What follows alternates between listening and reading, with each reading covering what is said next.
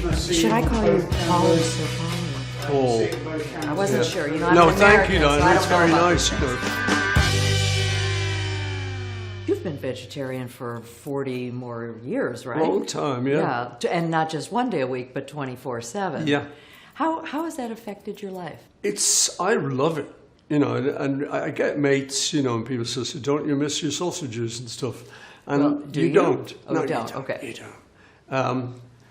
There's so much good vegetarian food these days anyway, that you've got more than enough. My original thing, which still is at the core of why I'm a vegetarian, was compassion. I just saw a video of the campaign. Oh, yeah. And one of the things I think is so interesting about it is you're just asking for one day a week. Mm. Why did you decide to just do one day a week? I think, you know, if you say to people, I'm a vegetarian, I think it's great, I've been this way for 40 years, now you should be a vegetarian, it's too much for them to take in. It means they've got to change their whole lifestyle. So what we find is if you say to people, well, try one day, they can do that, and they're kind of willing to do that. And then some people go, oh, this is good, or maybe I'll do 2 days. So I think things like that, I don't think you can approach with a sledgehammer. You've got to kind of just keep it gentle, you know. Well, sometimes, you know, I see environmentalists with messages and it sounds like moralistic scolding, and I don't know that it's terribly effective. I try and keep it something that I would have understood and I would have accepted before I was vegetarian. So years ago, Linda and I were on a farm, and we had sheep, and they'd had lambs, and it's the most beautiful time of the lamb's life. They're sort of full of spirit and full of energy, and we happened to be eating leg of lamb. We weren't vegetarian, and so when we made the connection, we said, you know what, should we try and not do this? So we did, and never looked back. But it basically was sort of out of compassion for these lambs who'd just been born, were in the first month of their lives, and were shortly to have it ended. It was like, it doesn't seem right. But then more recently, people have started to draw this comparison between greenhouse gases and just basically too much livestock on Earth. It wouldn't be so bad if it was just 1 or 2 on a farm.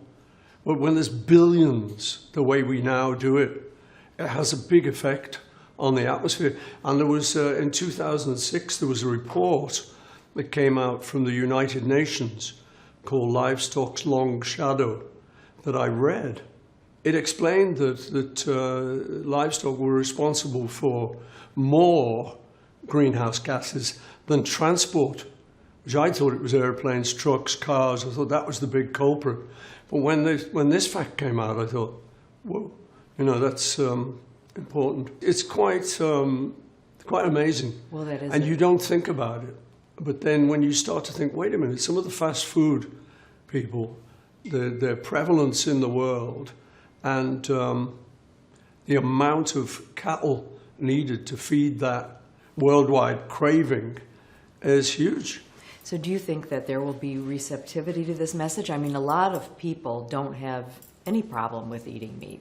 They just think that's what we do, that's how we grew up. Yeah, well, I was that. Yeah. You know, that's exactly how I was, till in my case, I saw the lambs and made the connection. I mean, like I say, you know, for me, the bottom line is we're on this incredible planet, and there doesn't appear to be another one within sight. Somehow it seems that we are this miraculous little planet, and we're on it, this human race. And alongside us, these little dudes, these animals. And we've all got this chance in life to sort of survive. And so I like the idea of giving them their best shot. So, you know, that's the idea for me, is just, it's a life. And I don't see why I shouldn't allow that animal to have that life when I don't need to take it. I mean, I used to do a bit of fishing, and I remember catching a fish once and hauling him in and just seeing him kind of struggling for life. And I thought, Oh, yeah, okay. You know, that's where you live, under the water. Now I'm pulling you out into this alien atmosphere. So what did you do? Put him back. But that was the last time I fished, because I suppose I'm a bit conscious of that now, particularly. Whereas when I grew up, you never thought of it as meat. It was just some stuff that arrived from a supermarket. Right. And didn't look like an animal until my mum one day served tongue. Oh. Which looked like a Tongue. whacking great Yes. tongue on the plate. It was like, ah! Me and my brother And went, you said, no way. we're not eating, not touching that. I said, no, it's very good for you. No, it's a tongue.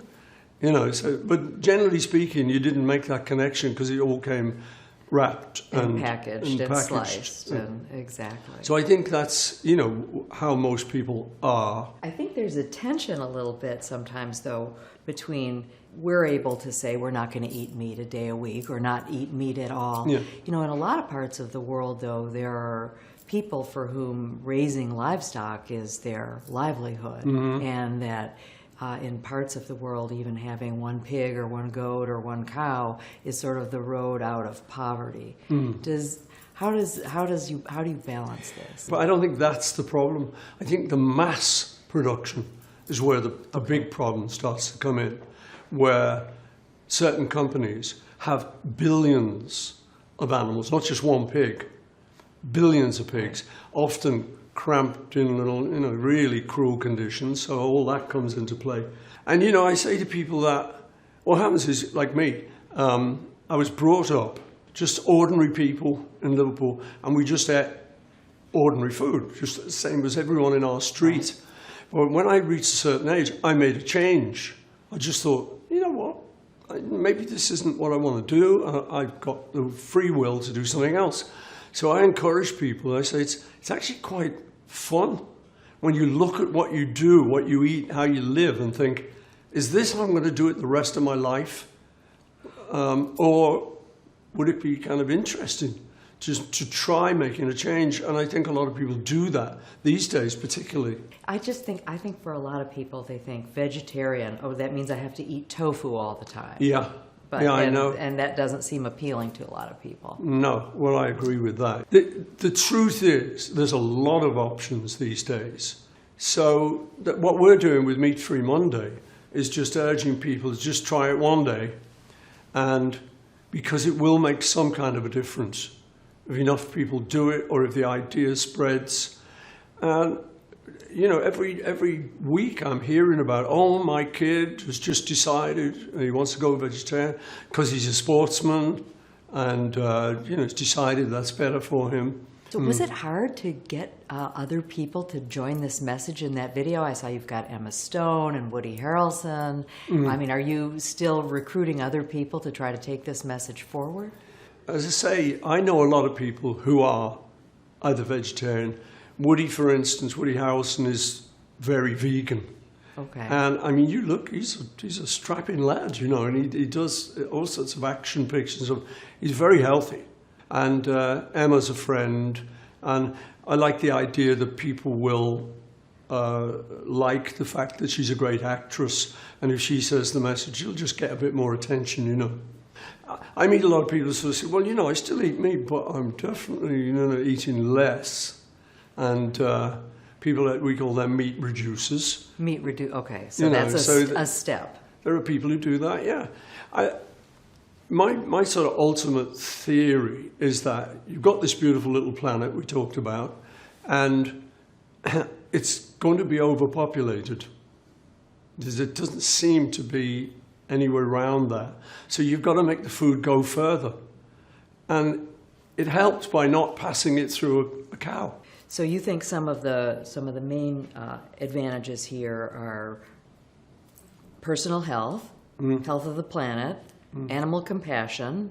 What am I leaving out? Well, those are three pretty good ones. I'd go with those. I'm sure there are other reasons, but I think those are my main three. So you're one of the most famous people in the world. You've been one of the most famous people in the world for a very long time.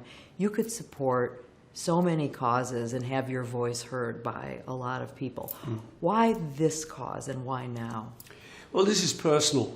You know, this is personal. And I do support a lot of other causes too. But this particular one, this is how I live. And I like the idea of this particular campaign because I can then say to people, just try it. If you were me, what would you ask you? Yeah. What do we think about National Geographic? I love National Geographic, and I've loved it since I was a kid. It's sort of always there, that yellow frame, and you know exactly what it is, and you know you're going to get great photos and great stories about the world, so it brings the world to you. And so I've always loved it anyway. Paul, I just want to thank you so much for talking to us about your campaign and sharing your feelings about it. Well, thank you very much. I'm honoured to be in NG. Oh, thank you. Cheers. Thanks a lot. Thanks.